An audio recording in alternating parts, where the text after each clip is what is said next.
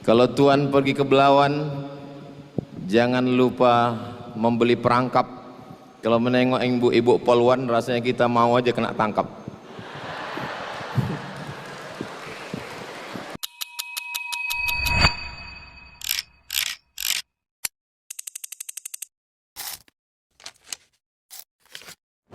Assalamualaikum warahmatullahi wabarakatuh. Kembali lagi bersama saya Maimun Zubair tentunya. Dan di video kali ini saya akan kembali mereaction ceramah, namun dengan orang yang berbeda, yaitu ceramah dari Ustadz Abdul Somad atau yang biasa dikenal UAS. Karena kemarin ada yang request. Dan untuk teman-teman, gimana kabarnya semua?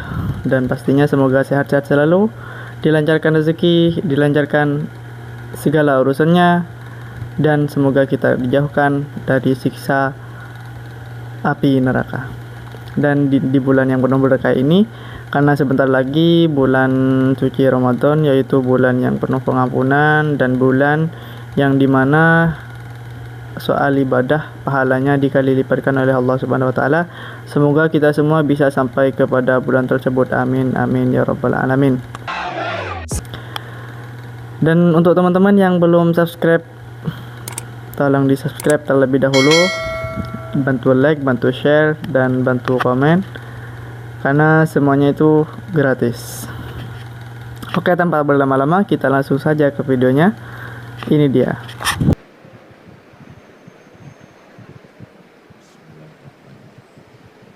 Assalamualaikum warahmatullahi wabarakatuh.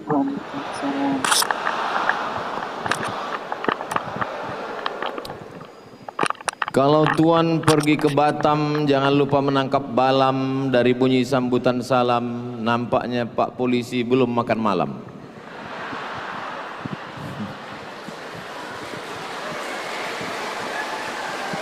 Apa kabar Bapak Ibu semua? Sehat?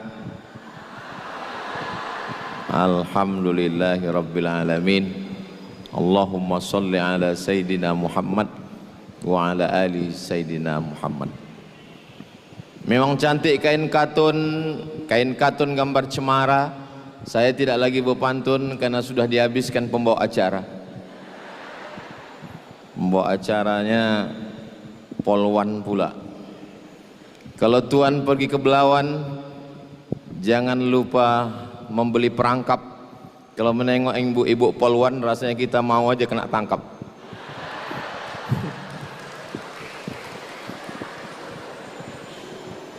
Memang sedap goreng sukun, minumnya kelapa muda. Ini tak boleh terus berpantun, karena pantun sudah diambil oleh Pak Kapolda. Pak Kapolda beserta ibu, Bapak Wakapolda beserta ibu, beserta istri, Bapak Irwasda.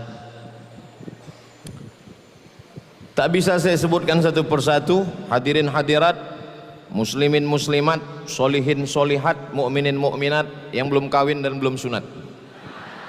Semua yang hadir ini dimuliakan Allah Subhanahu wa taala. Amin ya rabbal alamin. Kita kalau pertama-pertama ngasih kata sambutan itu, bawaannya itu tegang, apalagi di kantor polisi.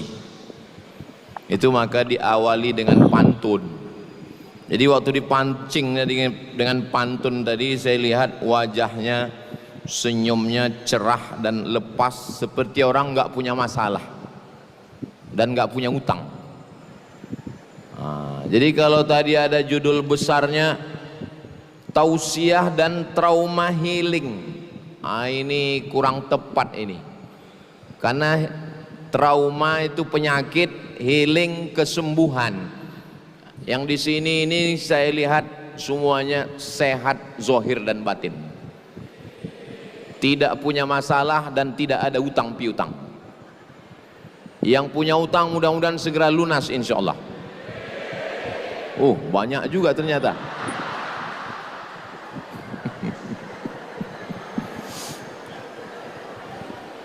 Saya jadwal ke Aceh ini setahun sekali, Pak Waka, Pak Kapolda. Setiap bulan Desember saya ke Aceh ini. Jadi ini memang jadwal. Kalau punya uang receh, simpan di kantong bagian dada. Sudah lama saya ke Aceh, baru ini diundang Polda.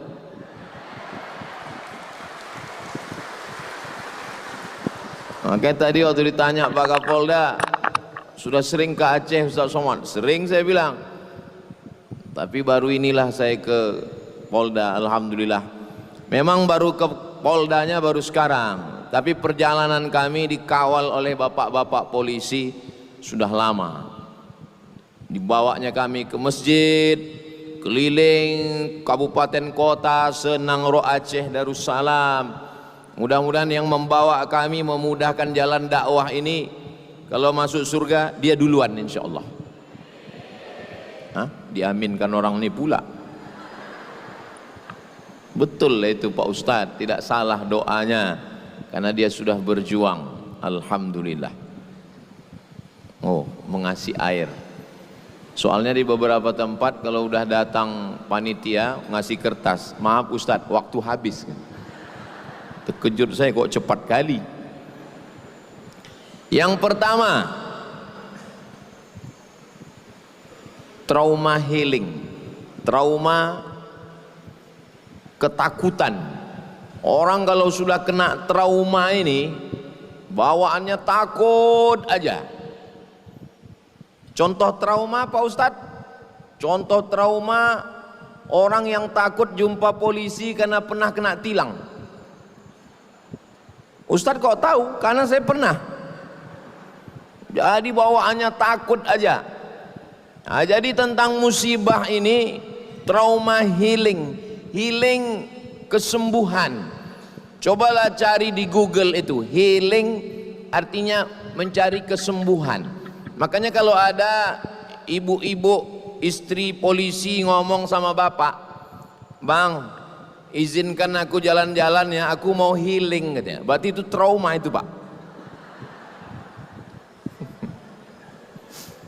Jadi trauma healing adalah orang yang mengalami penyakit, ketakutan, kecemasan tingkat tinggi secara psikologis. Saking takutnya sama Pak polisi, asal melihat orang berseragam langsung naik asam lambung, kencing-kencing, saking ketakutan. Nah, maka orang yang begitu juga kalau kena bencana alam, kena musibah. Yang pertama, saya mau nanya, Ibu, Bapak, boleh saya nanya? Adakah manusia yang hidup tanpa cobaan? Enggak ada. Adakah manusia yang hidupnya tanpa pernah kena ujian? Enggak ada. Maka itu yang ditanamkan pertama, bahwa kita ini semua hidup ada cobaannya. Itu yang pertama kali ditanamkan. Seakan-akan kita aja yang kena cobaan. Enggak, semua orang kena. Lama hidup banyak dirasa, jauh berjalan banyak ditengok, lama jadi ustadz banyak yang curhat. Saya sudah banyak ketemu manusia yang kelihatannya hidupnya aman, nyaman, adem, ayam, tentram, tenang, senang, kenyang, tapi ternyata dia punya masalah hidup. Jangan bapak ibu sangka bapak-bapak polisi yang tegap, yang gagah, punya pistol ini gak punya masalah. Ada orang yang tegap, gagah, punya pistol besi, enggak bermasalah. Masalah di pistol airnya. Di sini tidak ada, di Polda lain ada. Kalau yang di sini ini sehat-sehat semua insya Allah. Amin. Dari bunyi aminnya kuat masalahnya nih nampaknya.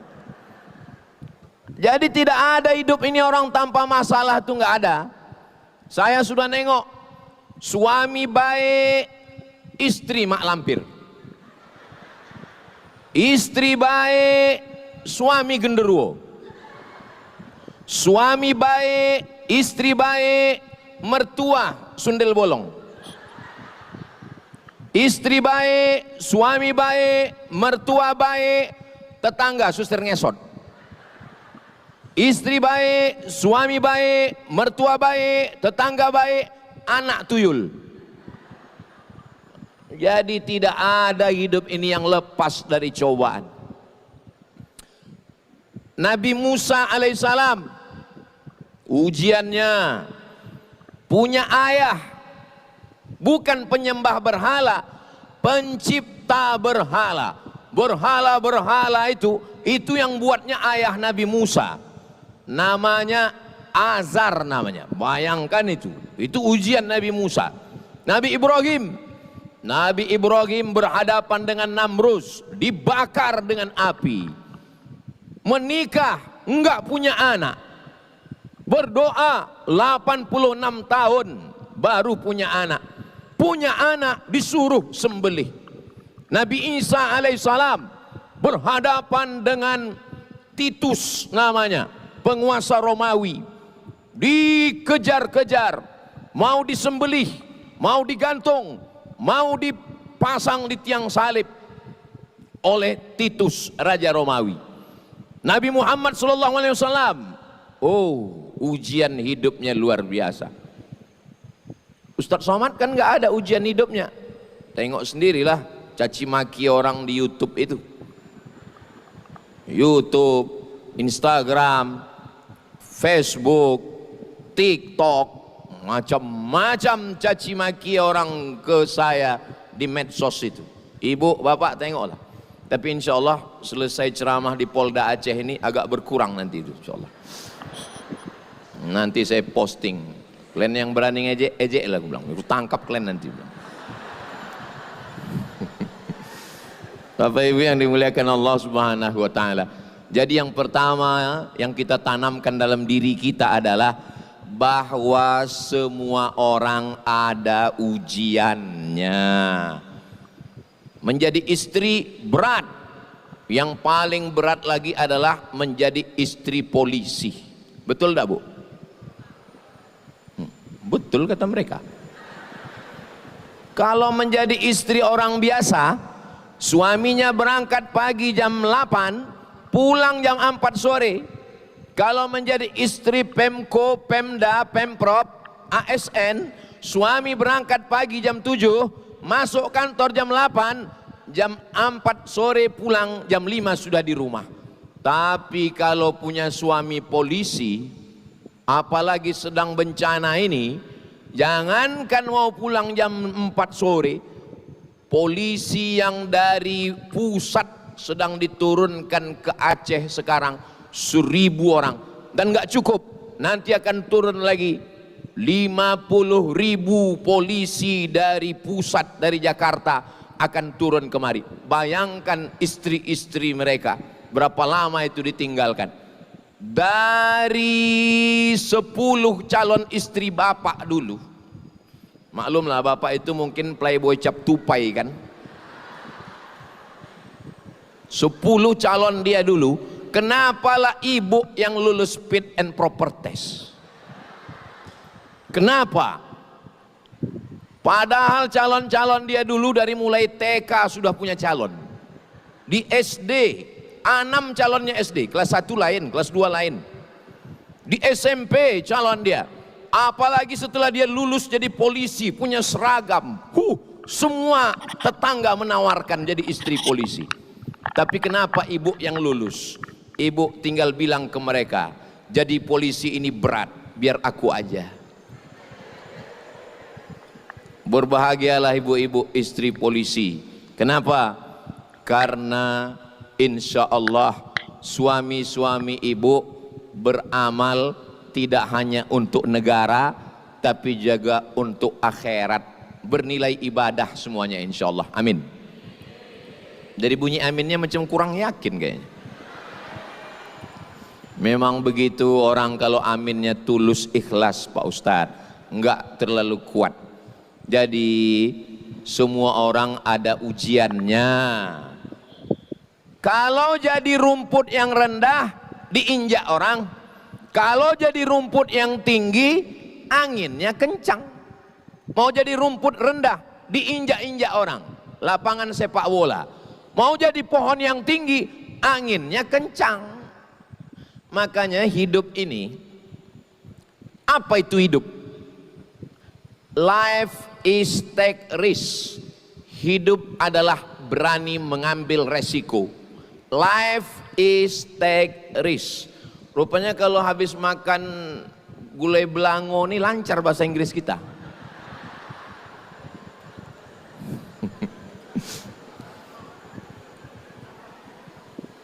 Ustadz Somad, ini namanya gulai belango.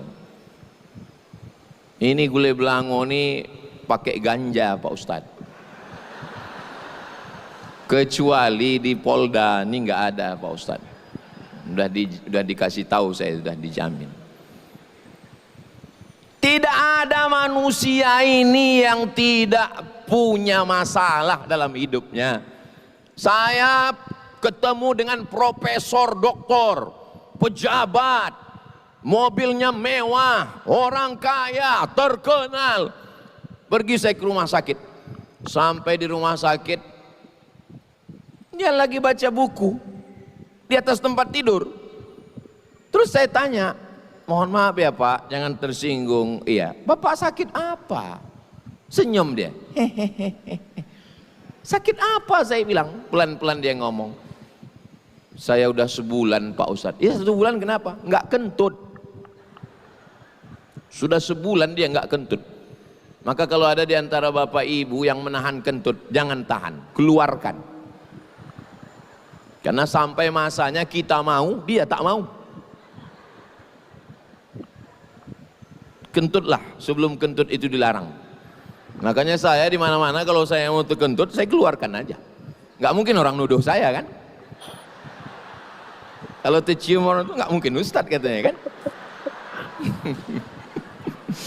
Gara-gara itulah, gara-gara menengok orang yang kita sangka nggak punya masalah, ternyata dia punya masalah. Saya diundang ke rumah orang kaya. Ini jalan, ini jalan. Ini antara jalan dengan jalan ini di tengahnya ada taman. Taman di tengah rumah. Saya begitu masuk ke dalam rumah itu, dan semua tamu-tamu yang masuk ke rumah itu macam menengok kucing Anggora. Apa enggak terkejut kita? Masuk dari sini taman, masuk dari sini taman. Allah, Masya Allah, Tabarakallah. Ibu, Bapak, nanti kalau tamu datang, nanya, dia muji, jangan lupa sertakan Allah. Ini rumah ibu ya, Alhamdulillah. Ini anak ibu ya, Masya Allah. Ini istri bapak ya, Tabarakallah. Ini suami ibu ya, Innalillah. Jangan lupa sertakan Allah, jangan lupa itu. Balikkan kepada Allah. Saya pun menengok itu, Masya Allah, Tabarakallah, hebat, luar biasa. Habis itu saya ditanya, Ustadz Somad, ya, ada yang mau kami tanya Pak Ustadz? Saya bilang boleh. Tapi kami nanyanya 4 mata boleh Pak Ustadz? Saya bilang kan jangan 4, 3 pun bisa. Apa masalahnya? Saya bilang. Apa? Saya bilang. Apa hukumnya anak gadis perempuan sholat di atas kasur? Saya sangka dia mau ngetes ilmu saya. Anak gadis sholat di atas kasur. Saya pun dibawa masuk ke kamar. Allah, rupanya anak gadisnya umur 25 tahun, tidak pernah turun dari atas kasur, lumpuh total. Tidak semua air yang tenang itu tak ada riaknya, Bu. Tidak semua air yang tenang itu tidak bergejolak. Kadang air itu nampak tenang, tapi di dalam itu berkecamuk di dalam. Jadi kunci yang pertama kalau kita mau healing, mau tenang adalah bahwa semua kita ini punya ujian dan punya cobaan. Oh, enaklah kau ya, pergi ke sana, pergi ke sini, pergi ke sana, pergi ke sini. Aku di rumah aja. Kenapa kau di rumah aja? Aku nggak bisa pergi-pergi. Kenapa kau nggak bisa pergi? Keningku berbisul. Karena kalau aku pergi malu, keningku berbisul, maka aku rumah aja. Oh, jadi kau anggap aku enak pergi ke sana kemari? Iya, aku ini pergi ke sana kemari nggak pernah duduk. Kenapa? Pantatku berbisul. Mungkin begitu saja untuk video kali ini. Untuk lanjutannya akan saya buatkan di kemudian hari. Sekian dari saya. Assalamualaikum warahmatullahi wabarakatuh.